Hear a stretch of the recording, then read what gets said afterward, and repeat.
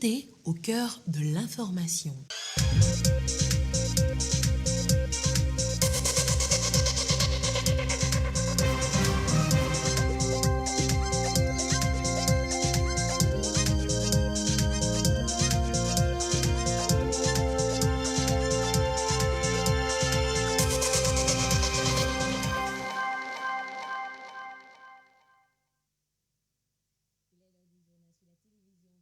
Madame, Monsieur, bonsoir et voici les titres de cette édition. La coopération entre le Togo et la Chine à l'ordre du jour de la visite de travail à Lomé du comité de suivi du FOCAC. Ce mercredi, la délégation était à la présidence de la République puis à l'Assemblée nationale. Le compte rendu dans ce journal. Quelles ont été les activités de lutte contre le VIH-Sida en 2021 au Togo? Le bilan annuel a été présenté et ce jour, occasion de rappeler que la maladie existe toujours et qu'il faut toujours se protéger.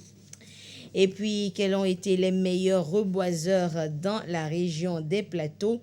Ils sont 3 et ils ont été primés pour inciter tous les Togolais à faire comme eux et voir encore plus. Vous les découvrirez dans ce journal. Voilà donc pour les titres. D'abord, sachez qu'il pleut ce soir sur Lomé. Prudence et vigilance sur les routes. Nous vous annoncions dans nos précédentes éditions la présence à Lomé du secrétaire chinois du comité de suivi du FOCAC. Ce mercredi, il a eu un entretien avec la ministre et secrétaire générale de la présidence de la République, Sandra Ablamba Johnson.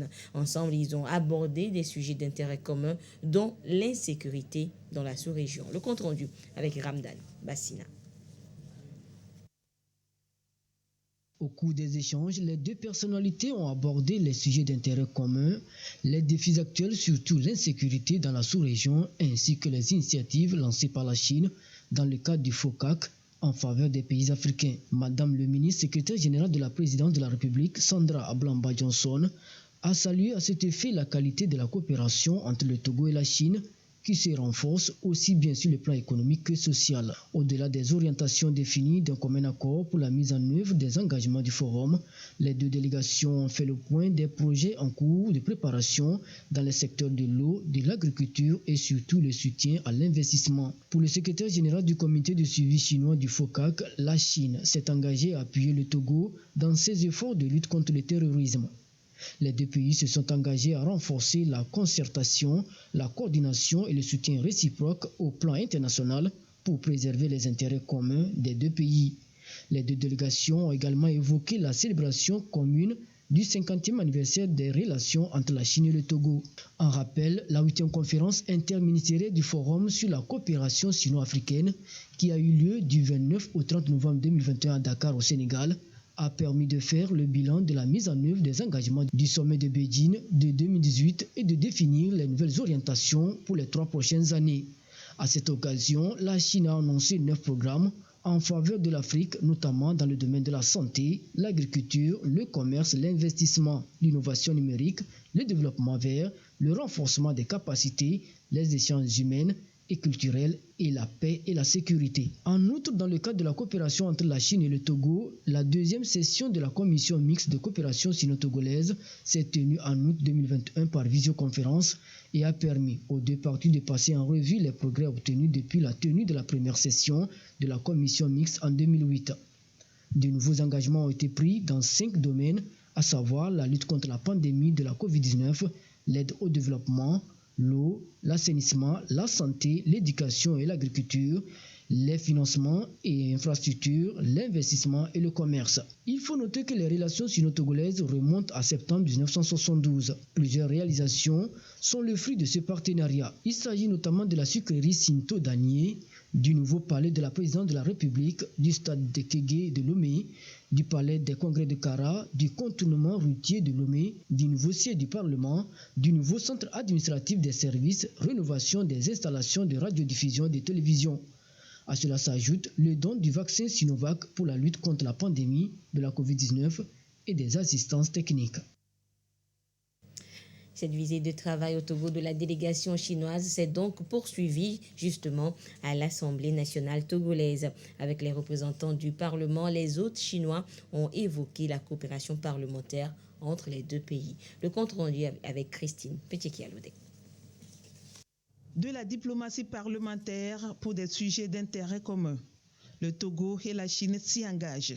Ici, on reconnaît la deuxième vice-présidente de l'Assemblée nationale togolaise et le secrétaire général du comité de suivi chinois du Forum de coopération Afrique-Chine.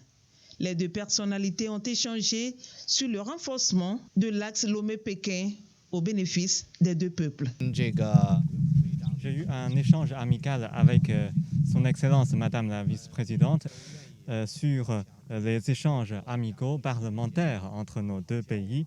Et je suis convaincu que de plus en plus de parlementaires togolais qui seront en visite en Chine, nous leur souhaitons la bienvenue pour promouvoir la compréhension mutuelle. La qualité des relations entre les deux pays se traduit par d'importantes réalisations dans plusieurs secteurs, notamment l'agriculture, les infrastructures, l'industrie et le commerce. La deuxième vice-présidente a, au nom de la présidente de l'Assemblée nationale, témoigné la reconnaissance du peuple togolais à la Chine pour ses multiples actions. La vivacité de cette relation, au-delà de ce magnifique cadre d'échange, se traduit par de nombreuses réalisations au Togo. Je voudrais, à titre illustratif, en citer quelques-unes. Les plus récentes, l'extension de l'aéroport de Lomé, l'aménagement du contournement de Lomé tronçon 2, la construction du centre administratif, la construction de l'auditorium de la radio et télévision du Togo, la réhabilitation du stade de Kégué. Actuellement, sous la direction clairvoyante de son Excellence, Monsieur le Président Faure Essozina Nyasingbe, le Togo s'engage à raffermir la confiance, à avancer main dans la main dans la construction d'un partenariat de haute qualité et à ouvrir ensemble une ère nouvelle de prospérité et de coopération sino-togolaise pour le mieux-être de nos populations respectives. Une visite guidée des locaux du Temple de la démocratie a sanctionné les travaux. Et puis, la présidente de l'Assemblée nationale informe les honorables députés que la 11e séance plénière de la première session ordinaire de l'année aura lieu demain, jeudi 30 juin 2022, à 9h au siège de l'Assemblée nationale. La coordination nationale de la gestion de la riposte contre la Covid-19, il est question de santé donc, a tenu son point de presse hebdomadaire ce jour. Occasion pour le coordonnateur de tirer la sonnette d'alarme par rapport aux cas actifs de contamination qui augmentent ces derniers jours dans le pays. Prise pour les fêtes traditionnelles qui arrivent bientôt et la gestion des cas importés par les vacanciers ainsi que la situation vaccinale ont également été abordées. Nous y reviendrons dans le courant de cette édition. Et la Covid-19 est venue quelque peu l'éclipser, mais la maladie liée au VIH-Sida existe toujours. Et le Conseil national de lutte contre le virus a dressé le bilan de ses activités pour le compte de 2021. Quels sont les chiffres? Norbert Abédanou, Gisèle Kozona. Le taux de prévalence du VIH-Sida en 2018 est de 2,2% contre 1,9% en 2020. Un tableau qui traduit les efforts réalisés par le Togo dans cette lutte. La revue des activités menées en 2021 par le Conseil national de lutte contre le sida fait l'objet de cette rencontre. Elle dégage une performance notable dans la riposte nationale au VIH-Sida. En 5 ans, il y a une réduction du nombre d'infections de plus de 50%. Donc ça montre que les interventions de prévention qui sont menées permettent d'éviter les nouvelles infections chez les jeunes et que les nouvelles personnes ne soient pas infectées. Malgré ces résultats encourageants, d'énormes défis restent à relever. On sait que 2020, début 2021, il y a eu la pandémie Covid qui a fait qu'il y a des restrictions. Et on a noté une baisse des fréquences dans nos centres, donc ça retentit sur des indicateurs. Donc maintenant qu'on est en train de sortir de Covid, c'est de voir qu'est-ce qu'on peut faire pour rattraper ces indicateurs et comment améliorer maintenant la mise en œuvre pour toucher toutes les populations. Le gouvernement et ses partenaires veulent atteindre un objectif, mettre fin à l'épidémie du sida comme problème de santé publique d'ici à 2030. Politique à présent à la Commission électorale nationale indépendante CENI. On se prépare pour les prochaines élections régionales. Les membres de la commission sont à l'école des bonnes pratiques électorales. Le compte rendu avec Sylvain Abdou. Première rencontre des commissaires de la CENI, Commission électorale nationale indépendante, quelques mois après leur mise en place. Une rencontre pour se fraterniser et mieux se connaître dans cette nouvelle famille dans laquelle ils font partie désormais. Une occasion pour également se familiariser avec des thématiques en lien avec l'organisation des élections. Nous avons choisi un certain nombre de thèmes qui vont permettre aux uns et aux autres de s'imprégner de la manière dont les élections seront conduites, que ce soit dans la forme pratique que dans la forme théorique. Très prochainement, nous aurons à passer aux élections régionales. Comment ça se prépare? Quelles sont les dispositions techniques mises en place? Donc c'est de tout cela que, entre commissaires, nous allons parler, échanger, parce que pour aller former les autres démembrements, il faut que nous connaissions nous-mêmes de quoi il s'agit quand on parle d'élection. Entre autres thèmes à décortiquer, la mission, composition, organisation et fonctionnement de la CENI, le cadre normatif et institutionnel, notamment les élections régionales et leur implication. À cela s'ajoute la communication de l'organe de gestion des élections, les fondamentaux juridiques des contentieux électoraux et bien d'autres encore. Des thèmes pour mieux se conformer aux dispositions du Code électoral. Le présent séminaire, auquel sont conviés l'ensemble des commissaires de la CENI, mais également le représentant du ministre d'État, le représentant de la Cour suprême, le secrétaire administratif permanent de la CENI, le pool des formateurs, les cadres de la CENI, les experts et autres collaborateurs, est une opportunité pour les uns et les autres de prendre un engagement commun, celui d'organiser des élections sereines, devant contribuer à l'ancrage démocratique abouti dans notre pays. Ces commissaires ont donc 4 jours pour passer au peigne fin septembre en vue de cerner tout le processus devant leur permettre de jouer leur partition pour le bon fonctionnement de la commission. Élection toujours, mais cette fois au Mali, le gouvernement a présenté son projet de chronogramme de calendrier électoral. La date de la présidentielle est prévue pour février 2024. Pour l'heure, tout le monde le répète à Bamako, il ne s'agit que d'une proposition. Mais elle permet de répondre à l'impatience de la CEDEAO tout d'abord, mais aussi des partis politiques et de la société civile. Le calendrier présenté par le ministre de l'administration territoriale prévoit, en l'état actuel, des élections territoriales en juin 2023, puis des législatives 4 mois plus tard, en octobre et novembre. La présidentielle pourrait donc avoir lieu en février 2024. La poursuite de ces différents chantiers implique aussi l'animation du cadre de concertation nationale, dont celui que nous avons en commun. À cet effet, vous serez conviés le plus régulièrement possible, car au moins une fois par mois, et nous ne ménageons aucun effort pour maintenir cette dynamique tout au long de la transition. Effort, concertation, au Mali, malgré les réserves des partis politiques, tous s'accordent sur un point, répondre aux demandes de la CEDEAO autour d'un consensus sur les élections et obtenir ainsi la levée des sanctions commerciales et financières imposées depuis près de 6 mois. Ce qui importe, ce n'est pas l'ordre dans lequel les élections se présentent, mais c'est surtout notre capacité à tenir les engagements. Parce qu'il ne s'agit pas aujourd'hui de dire qu'on va tenir de telles échéances. Si on ne parvient pas à le faire, ça va créer une crise de confiance. Autre annonce de ce calendrier, un référendum sur la Constitution prévu pour l'instant en mars 2023. Tout ça participe de la volonté du président d'aller dans l'inclusivité. Et ça, c'est un gage de bonne foi. Et maintenant, c'est aux partis politiques et à la société civile de regarder le Mali, pas de regarder des intérêts personnels. La proposition de ce calendrier intervient 4 jours après la promulgation par Assimi Goïta de la loi électorale, condition nécessaire à un retour des civils au pouvoir.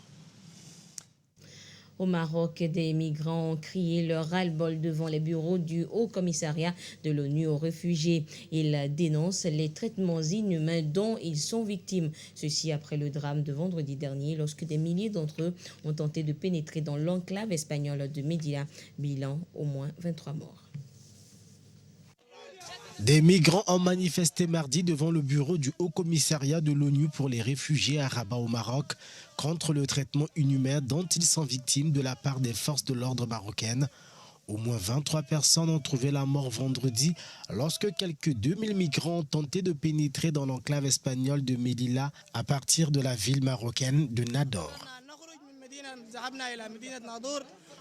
Nous sommes allés dans la ville de Nador et ils nous ont violemment battus. Ils ont tué nos amis et nos familles.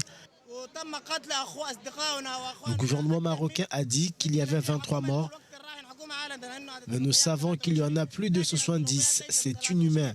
Nous demandons qu'il n'y ait pas de discrimination entre les migrants. Certains incidents n'ont pas été filmés. Il y a beaucoup de morts parmi nous et actuellement, beaucoup de jeunes sont en prison et plusieurs autres blessés gravement.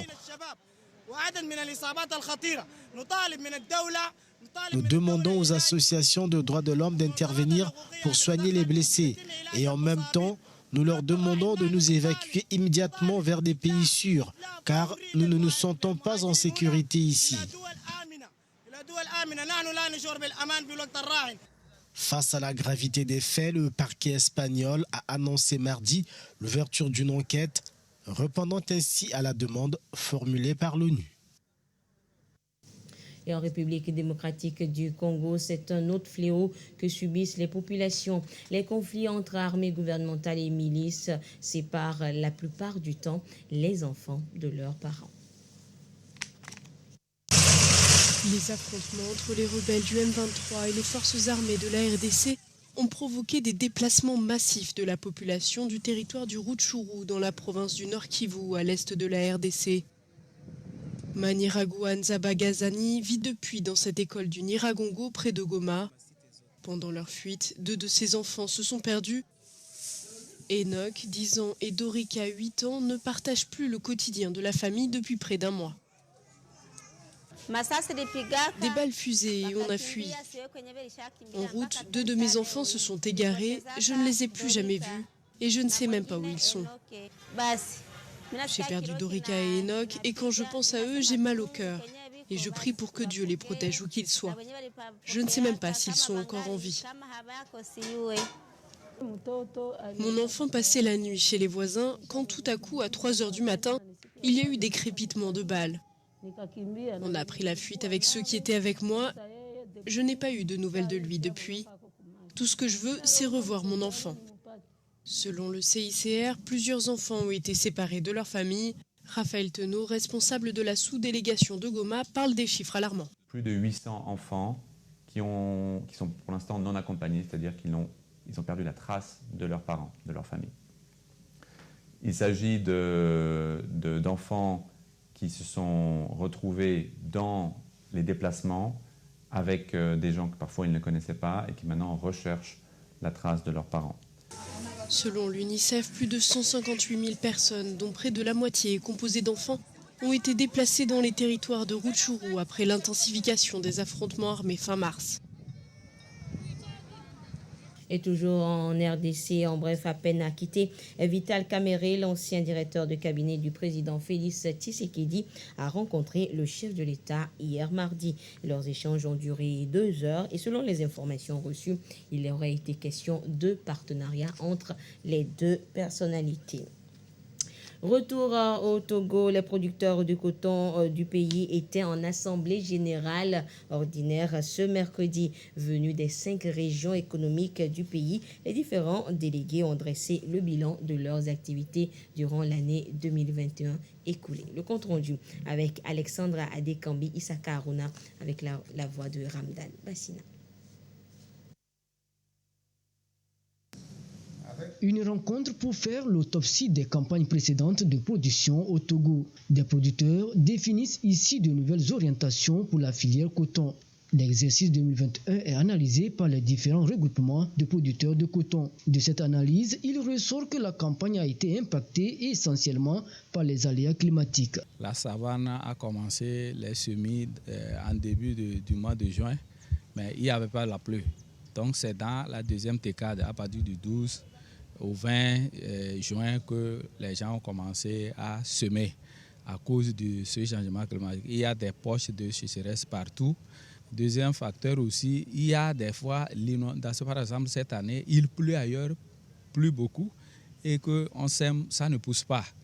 Alors qu'ailleurs, il y a la sécheresse, on ne trouve pas même la pluie pour faire pousser les plants. Des différents rapports, des leçons sont tirées et les cotonculteurs repartent confiants quant à l'avenir de la filière. Ils comptent surtout sur les nouvelles techniques de production et les innovations introduites dans le secteur. Il y a beaucoup qui ont bénéficié des tracteurs et la fédération aussi a mobilisé certains tracteurs pour labour à crédit aux producteurs. Il y a aussi les produits de prélevés pour le sarclage. Il y a aussi les machines récolteuses. Il y a la lenteur, mais les gens le maîtrisent actuellement. Il y a l'augmentation du prix des intrants, l'engrais, mais au niveau du coton, on n'a pas augmenté. Les prix sont restés les mêmes. C'est ça qui nous rassure qu'on aura un bon rendement. Quatrième culture d'exportation avec une part de 4,3% du PIB national, le coton constitue une filière stratégique dans la relance de l'économie togolaise. Une relance par laquelle le gouvernement jure pour une contribution significative à la réalisation de son plan national de développement.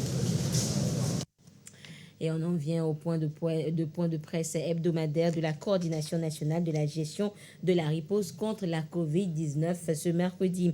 Une occasion pour le coordonnateur de tirer la sonnette d'alarme par rapport aux cas actifs de contamination qui augmentent ces derniers jours dans le pays. Et les mesures prises pour les fêtes traditionnelles qui arrivent bientôt, la gestion des cas importés par les vacanciers ainsi que la situation vaccinale dans le pays ont également été abordées. Le compte rendu avec Chazna Baga. À destination des populations. La coordination nationale de la gestion de la riposte contre le Covid-19 lance ici la remobilisation contre le coronavirus. L'allègement de plusieurs mesures de restriction dans le contexte de la riposte ne signifie pas la fin de la pandémie, a-t-elle souligné. Le mal subsiste, pire reprend du poil de la bête. De 29 cas de contamination en avril, on enregistre déjà 111 cas depuis le début de cette semaine avec 2 décès. Et ce n'est plus le Grand Lomé seul qui est concerné. Nous avons noté cette semaine un cas dans la préfecture de Tchaoudio, un cas dans la préfecture de Kloto, 3 cas dans le Vaud, un cas dans le lac et puis un cas dans la préfecture de Lobou. Et ces cas peuvent se multiplier dans ces préfectures. Et bonjour les dégâts. Voilà pourquoi, pour éviter le retour du spectre des hospitalisations massives suivies des inévitables décès, la coordination appelle, ou plutôt rappelle, la nécessité de se faire vacciner. Au cours de ce mois de juin, seules 28 557 doses sont inoculées, ce qui est très faible selon la coordination et ne permet pas de bénéficier de l'immunité collective comme dans les pays européens. De nombreux pays européens ont levé, c'est vrai, les restrictions liées à la Covid grâce à la campagne de vaccination très massive. Ainsi, le virus continue par circuler, mais cause moins de dégâts, moins d'hospitalisation dans les unités de soins intensifs et dans les réanimations. Mais ici, chez nous, au Togo, notre campagne de vaccination n'a pas atteint un taux pouvant nous permettre d'avoir les mêmes attitudes. C'est pour cela que la coordination insiste sur le sens de responsabilité des vacanciers, des touristes et sur la fibre patriotique et citoyenne des nationaux qui rentrent au pays pour éviter les contaminations. Tous ceux qui sont vaccinés ne sont pas obligés de faire le test de dépistage à l'aéroport. Aussi que les personnes qui arrivent dans notre pays, au Togo, en provenance des pays où les chiffres de contamination restent élevés, fassent preuve de responsabilité en effectuant des tests volontaires dès qu'ils arrivent, mais aussi se protéger, ce qui leur permettra de protéger leur famille, mais aussi protéger toute la population. En effet, les Togolais se préparent à vivre dans la ferveur. Les fêtes traditionnelles Evala en pays Kabier et Epekpe chez les Guins après 2 ans de suspension. Des mesures spéciales sont prises dans ce sens. Pour Evala, ça sera exactement comme actuellement le sport. En principe, on conseille ceux qui vont se toucher de faire les tests antigéniques. Ils savent qu'ils sont négatifs, ils peuvent le faire. Deuxièmement, ils sont sensibilisés, presque ceux qui doivent lutter, ils sont sensibilisés pour se vacciner. Donc forcément, ils vont se vacciner et les responsables feront de telle manière qu'ils soient vaccinés. Voilà un peu la démarche dans cette situation. Pour ce qui est PEP, là-bas, il y aura attroupement. C'est vrai, mais si les gens portent, la majorité, les gens portent les masques et que se nettoient les mains, on va diminuer la transmission du virus. Et ceci doit se faire par les présidents de comités préfectoraux, les préfets, l'organisation de la fête et l'organisation de la riposte. La coordination appelle à la vigilance et au respect des gestes barrières et surtout à la vaccination pour éviter une nouvelle vague au lendemain des fêtes, car le sous-variant d'Omicron BA2 reste très contagieux. Et à ce jour du mercredi 29 juin 2022, la situation de la pandémie au nouveau coronavirus Covid-19 au Togo se présente comme suit. Le nombre de cas confirmés s'élève à 37 403, 21 nouveaux cas enregistrés depuis hier. Le nombre de personnes guéries est de 37 028, 10 nouveaux guéris enregistrés depuis hier. Le nombre de cas actifs s'élève à 100 et le nombre de décès est de 275. Et suite au communiqué donc du gouvernement en date du 15 juin 2022 autorisant la reprise de la célébration des fêtes et rites traditionnels sur toute l'étendue du territoire national dans les conditions ci-après: présentation d'une preuve de vaccination contre la COVID-19, strict respect des mesures barrières, notamment port systématique de masques, lavage et désinfection systématique des mains, etc.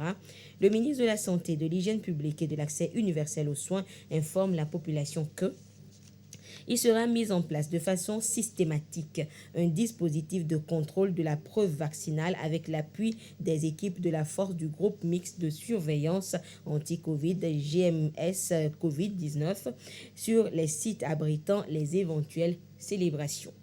Il sera également mis en place des vaccinodromes sur tous les différents sites de célébration des fêtes traditionnelles afin de vacciner systématiquement les personnes sans preuve vaccinale.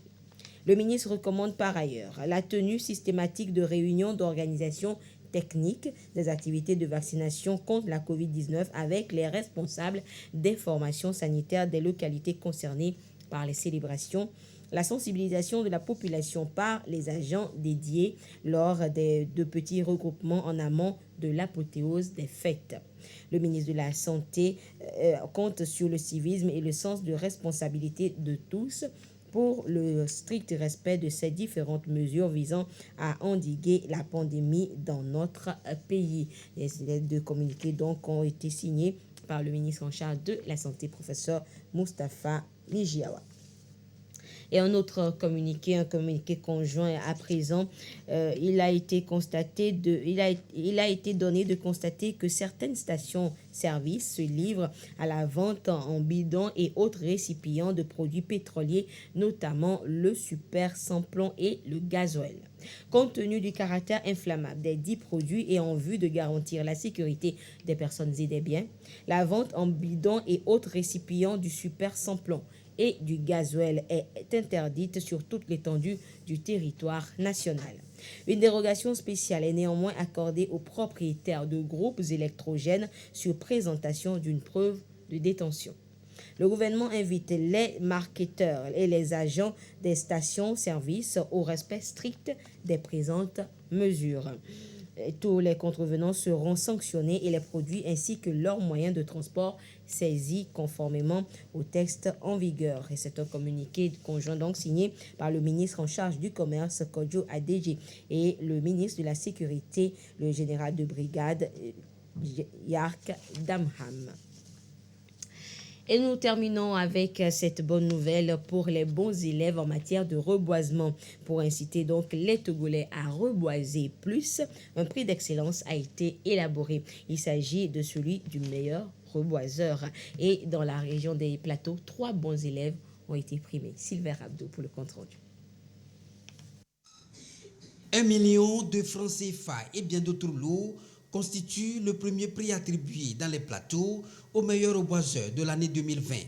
Pour la campagne 2020-2021, Kodjo Drofenou de la préfecture de Kpélé a reboisé 58 hectares des plants qu'il a bien entretenus avec un taux de réussite très encourageant. Et pour le début de cette campagne 2022, 24 hectares sont déjà reboisés par cet homme. C'est la joie qui nous anime aujourd'hui et nous sommes vraiment reconnaissants au président de la République et son gouvernement. Ça, c'est vraiment une motivation. Ceci nous motive beaucoup pour faire encore mieux. 3 meilleurs reboiseurs sont identifiés dans les Plateaux. Outre le premier prix, le second est allé au meilleur reboiseur de la préfecture d'Agné et le troisième à celui d'Agou. Une démarche du ministère de l'Environnement et des Ressources forestières pour inciter les promoteurs à faire plus pour l'atteinte de la vision décennale, celle d'atteindre les 1 milliard de plants à l'horizon 2030. Nous avons jugé utile de regarder ce que les uns et les autres ont pu faire comme effort. Et cet effort a été vraiment remarquable. Et pour montrer aux gens que nous sommes de cœur avec ce qu'ils font, que nous sommes sur la bonne trajectoire, il fallait démontrer naturellement que telle personne a fait tel effort et que ça mérite les encouragements des pouvoirs publics. Ces prix d'incitation régionale aux meilleurs reboiseurs, c'est aussi les amener à accompagner la politique environnementale du gouvernement pour l'amélioration du couvert végétal, aujourd'hui estimé à 24,24%. Vous savez donc ce qu'il vous reste à faire pour recevoir donc le prix du meilleur reboiseur. Et voilà, ainsi se referme cette édition. Merci de votre fidélité à la télévision togolaise. Et encore une fois, vigilance et prudence sur les routes. Lomé a été mouillé ce soir. Bonsoir.